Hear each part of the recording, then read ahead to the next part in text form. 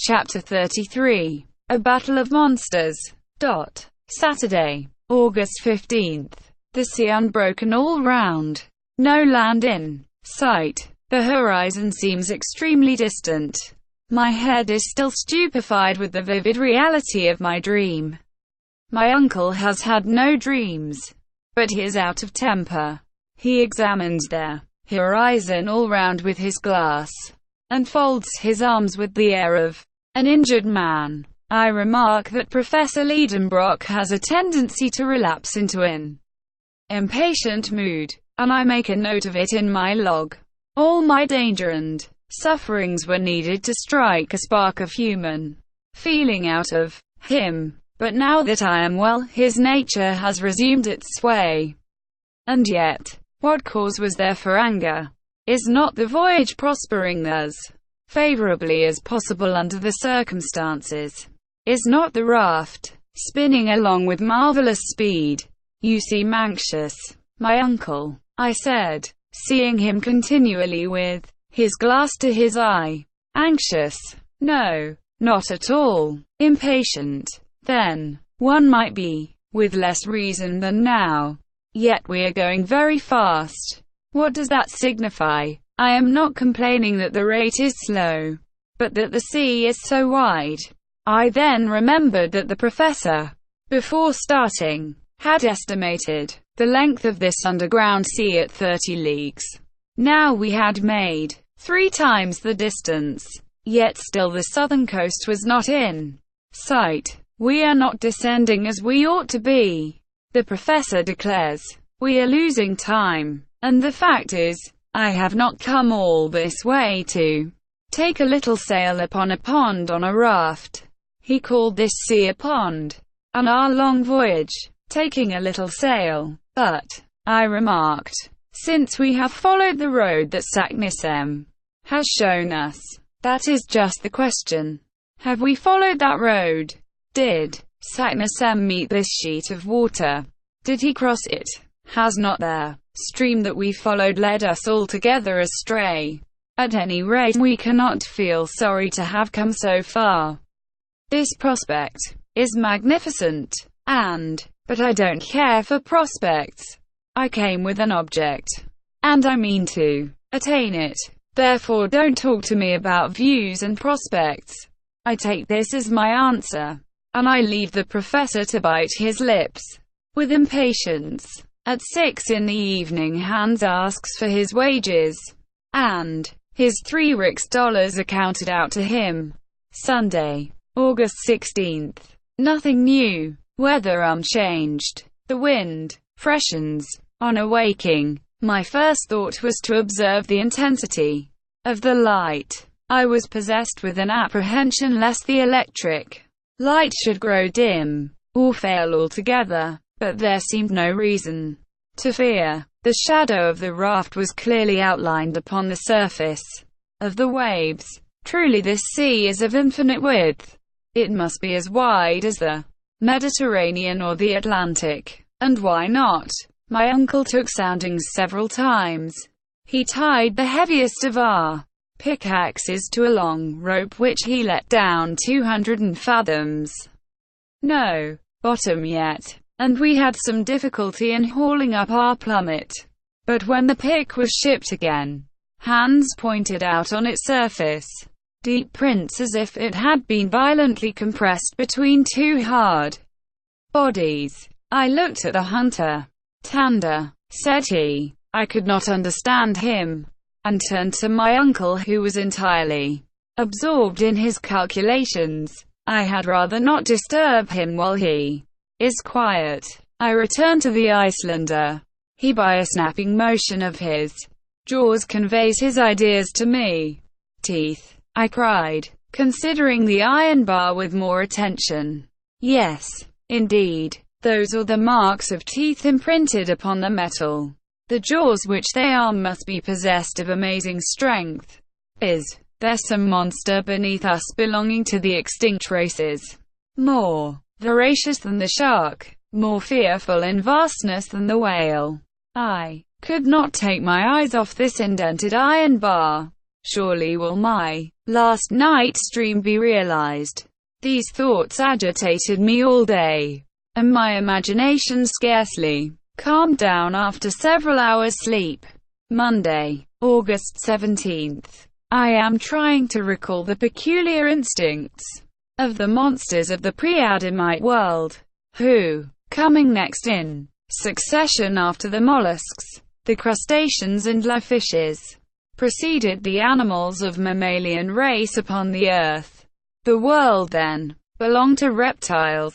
Those monsters held the mastery in the seas of the secondary period. They possessed a perfect organization, gigantic proportions, prodigious strength. The saurians of our day, the alligators and the crocodiles, are but feeble reproductions of their forefathers of primitive ages. I shudder as I recall these monsters to my remembrance.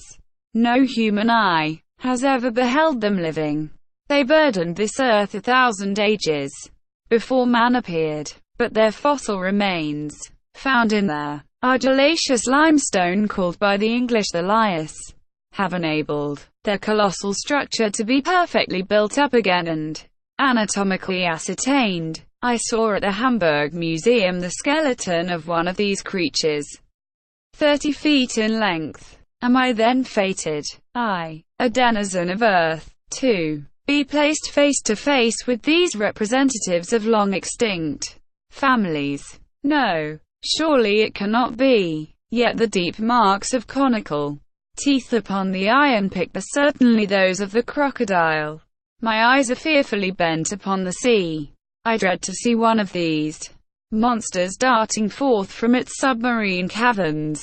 I suppose Professor Liedenbrock was of my opinion too, and even shared my fears, for after having examined the pick, his eyes traversed their ocean from side to side. What a very bad notion that was of his. I thought to myself, to take soundings just here. He has disturbed some monstrous beast in its remote den, and if we are not attacked on our voyage, I look at our guns and see that they are all right.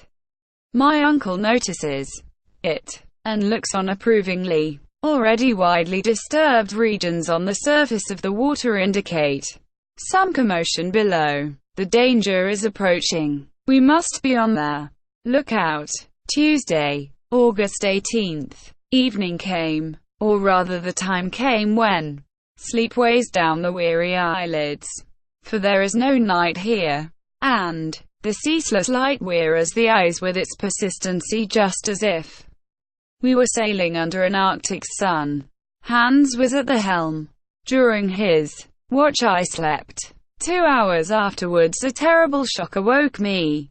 The raft was heaved up on a watery mountain and pitched down again, at a distance of 20 fathoms. "What is the matter?" shouted my uncle. "Have we struck land?" Hans pointed with his finger at a dark mass 600 yards away, rising and falling alternately with heavy plunges. I looked and cried, "It is an enormous porpoise."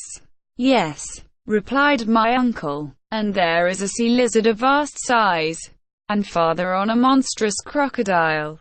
Look at its vast jaws and its rows of teeth. It is diving down. There's a whale." "A whale!" cried the professor. "I can see its great fins. See how he is throwing out air and water through his blowers." And in fact 2 liquid columns were rising to a considerable height above the sea. We stood amazed, thunderstruck, at the presence of such a herd of marine monsters. They were of supernatural dimensions. The smallest of them would have crunched our raft, crew and all, at one snap of its huge jaws. Hans wants to tack to get away from this dangerous neighborhood, but he sees on the other hand enemies not less terrible. A tortoise 40 feet long, and a serpent of 30, lifting its fearful head and gleaming eyes above the flood. Flight was out of the question now. The reptiles rose. They wheeled around our little raft with a rapidity greater than that of express trains. They described around us gradually narrowing circles.